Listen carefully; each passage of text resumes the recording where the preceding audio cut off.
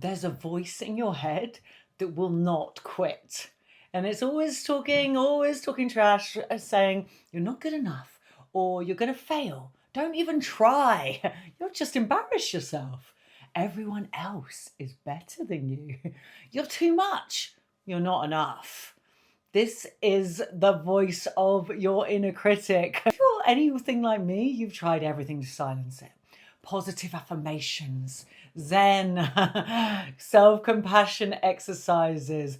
Just stop thinking like that. Nothing works because you're trying to have a fight with it, and you can't fight something that's actually trying to protect you. Your inner critic is your protector, believe it or not. I'm Jodie. Welcome to week 2 of the change code. This is the believe shift. Last week we built inner safety, and this week we're going to build inner trust. Understanding that your inner critic isn't trying to destroy you, it's actually trying to save you. Shock horror! Newsflash, no one saw this coming, did they? Let me show you why I believe this intrinsically is true. People tell me all the time, my inner critic is relentless. It never stops. I can't do anything without that voice tearing me apart. Or I'm so mean to myself, meaner than I'd ever be to anyone else. And I certainly was exactly like that with myself for so many years. I knew that I should be kinder to myself, but I didn't know how. And the critical voice was the loudest voice in my head. And here's what you've been told when you feel like this. Just think positively. Be nicer to yourself. Stop all that negative self-talk. You need more self-love. And you've tried. But the inner critic within you will not quit because you're treating it like the enemy. You're trying to silence it. You're trying to fight with it. You're trying to override it and replace it with affirmations. It's what no one ever says. The inner critic isn't your enemy. It's a scared protector that learned to keep you safe, probably when you were young, and never got updated. So really and truly, it's doing its job, the job it learned to do when you were 7, 10, 15. If I'm hard on myself first, others can't hurt me. If I stay small, I won't be rejected. If I don't try, then I can't fail.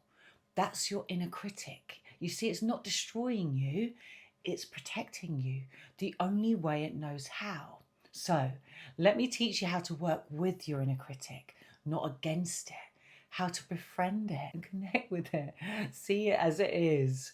Your inner critic usually formed early, usually between ages 5 and 15. And here's how. Experienced criticism. It might have been rejection, it might have been shame. Maybe it was a parent that was harsh. Why can't you do anything right? Or a teacher embarrassed you in front of the class. I remember a teacher pulling me to the side, and we used to walk to school in the mornings, and I had dirty nails, and she pulled me to the side and showed my nails in front of everyone.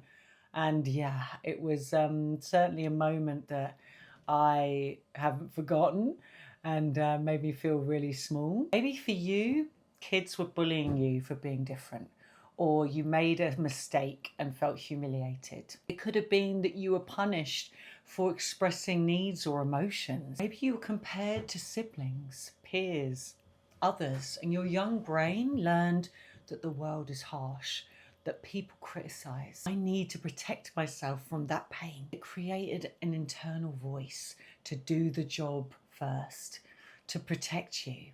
Because if I criticize myself before anyone else can, I'm prepared, I'm protected, and I won't be blindsided by external criticism. Your inner critic became your bodyguard. And here's what it was protecting you from: external criticism. If I'm already telling myself I'm not good enough, then when someone else says it, it won't hurt as much because I was already prepared. Rejection.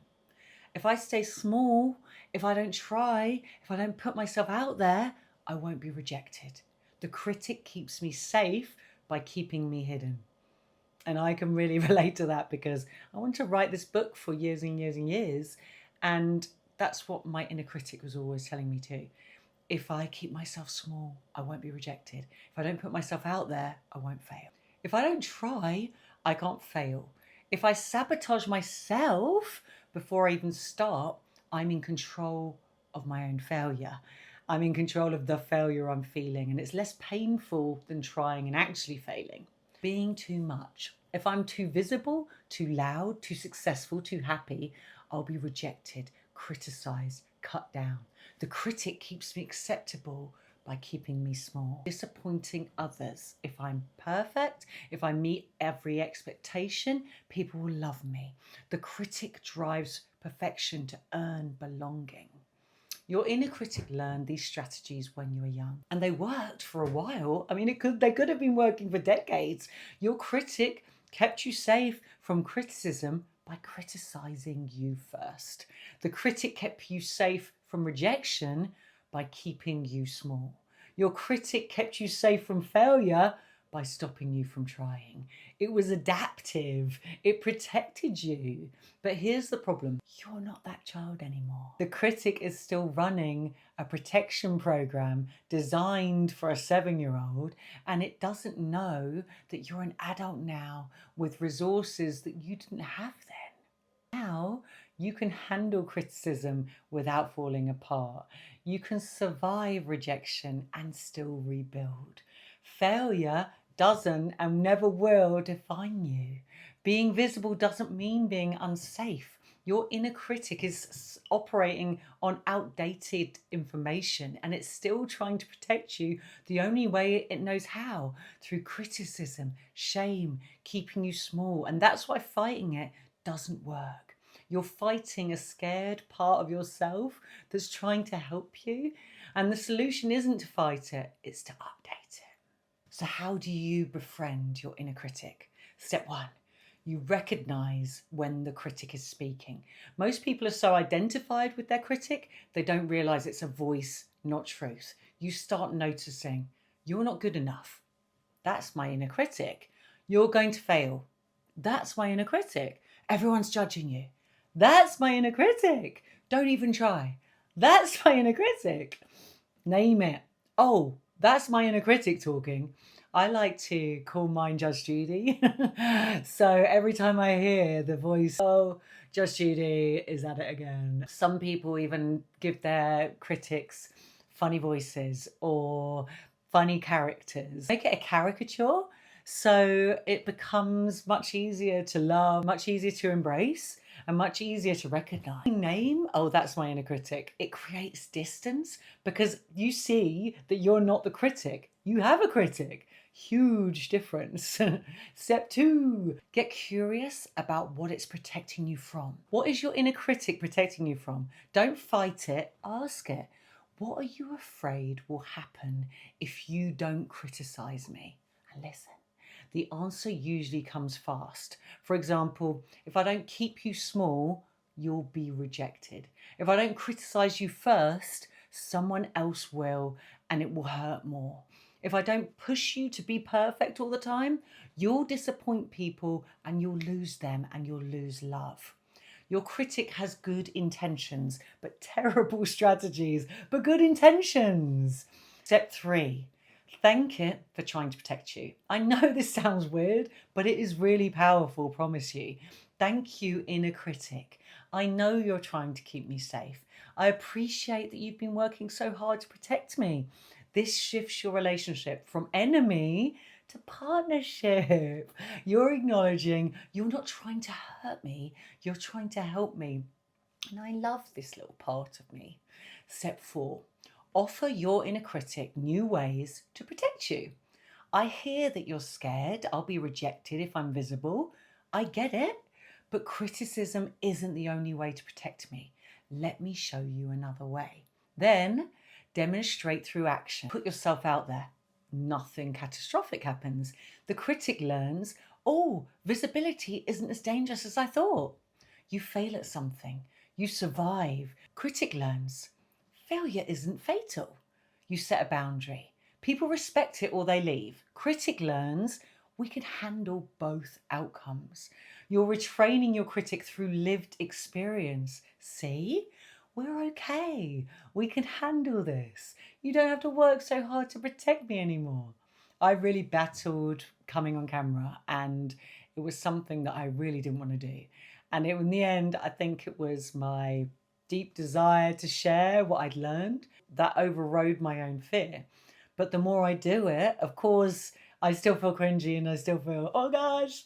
But the more I do it, the more I become less critical of myself. You know, when I first started editing, for example, my inner critic was like, you're never going to figure this out. You're never going to understand how to do all of this.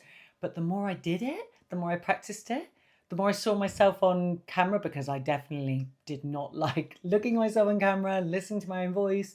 But the more I've done it, the more my inner critic has quietened down, the more I've shown it, see, it's okay. We can do this. We can put ourselves out there. And, you know, you imagine that everyone's going to be leaving comments going, this is the worst thing I've ever seen, or you're talking such trash, or what nonsense. And, you know, I have had one hilarious comment or two, but you imagine when you're putting yourself out there that you're going to be besieged by all of these comments all of the time, and life is going to feel really difficult. And of course, you do it and you see that you are safe, that you can handle it. Even if a comment comes in, it's like, that's kind of hilarious. I'm even going to heart that comment, because why not? That's ultimately their inner critic talking to me, my inner critic. Step 5, activate your inner coach. We're going to go deeper with this tomorrow. Your critic isn't the only voice. There's another one. Ding! How many voices are in my head? Your inner coach, the voice that believes in you, that sees your growth, that encourages instead of shames you. Most people's critics are loud, and their coach is barely a whisper. I don't know if I even had a coach for a long time. The work is turning up the volume on your coach, not just trying to silence the critic. We're making best friends with the critic, and we're turning up the volume on our coach. Here's the practice you can do right now. Next time your critic speaks, pause, ask, what are you protecting me from? Listen, then say, thank you for trying. I've got this. You can rest now, and make a different choice. One that shows your critic, we're safe even when we try. We're safe even when we're visible. We're safe even when we're completely imperfect and messy and chaotic. That's how you befriend your inner critic. That's how you make peace with the little person inside you trying to keep you safe. And here's the shift. Your inner critic isn't the enemy. It's the scared 7-year-old trying to protect you the only way it knows how. It learnt that criticism keeps you safe, and that staying small keeps you loved. That perfection earns belonging. And it's been working 24/7 for years to try and protect you. That's exhausting for you and for your poor inner critic too, who's been doing all the work for so long. So instead of fighting it, we befriend it. Thank you for trying to keep me safe. I've got new tools now. I can protect myself in kinder ways, and you can rest. You can step off.